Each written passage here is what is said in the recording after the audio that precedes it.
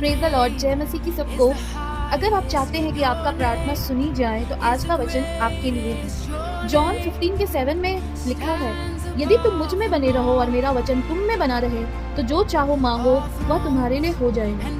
दोस्तों, यहाँ परमेश्वर हमें एक गहरा रहस्य बता रहे हैं। जैसे कि लिखा है, मुझ में बने रहो। परमेश्वर में हमें बने रहना है। परमेश्वर ही वचन है, परमेश्वर ही मार्ग है। मतलब हमें उसके वचन में, उसकी उपस्थिति में, उसके साथ रिलेशनशिप में हमें बने रहना है, चाहे जैसी भी परिस्थिति हो। और मेरा वचन तुम में बना रहे, मतलब उसके वचन को अपने दिल, अपने विचार और अपने जीवन में हमें गहराई से बसा के रखना है। सिर्फ बोलना ही नहीं, बल्कि हमें वचन को जीना है। दोस्तों, कभी कभी हमारी परिस्थितियाँ उल्टी होती हैं, बिल्कुल विपरीत होती हैं, जैसे बीमारी, डर, कमी, घटी, परेशानी।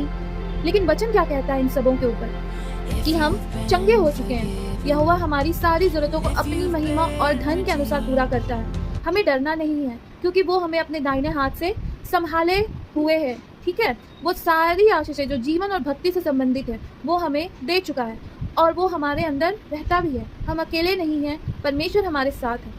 इसका मतलब यह है कि हम सच्चाई, रियलिटी को इग्नोर नहीं करें। मतलब जो हमारी रियलिटी है, जो जीवन हम जी रहे हैं, उसे हम इग्नोर नहीं कर सकते, बल्कि यह कि हम परिस्थिति के ऊपर वचन को रखें, वचन पर विश्वास करें, वचन को लागू करें। जो वचन कहता है हम उसको माने, ना कि विपरीत परिस्थिति को माने।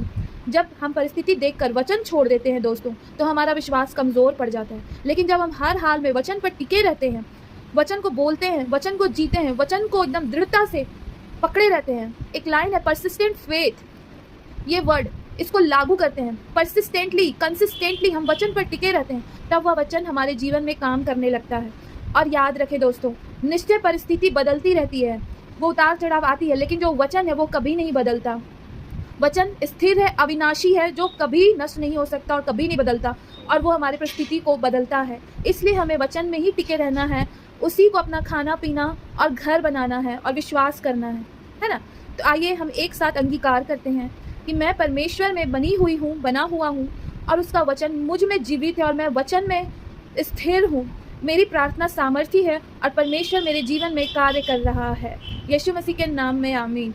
एक छोटी सी दुआ भी हम करते हैं आप सबों के लिए।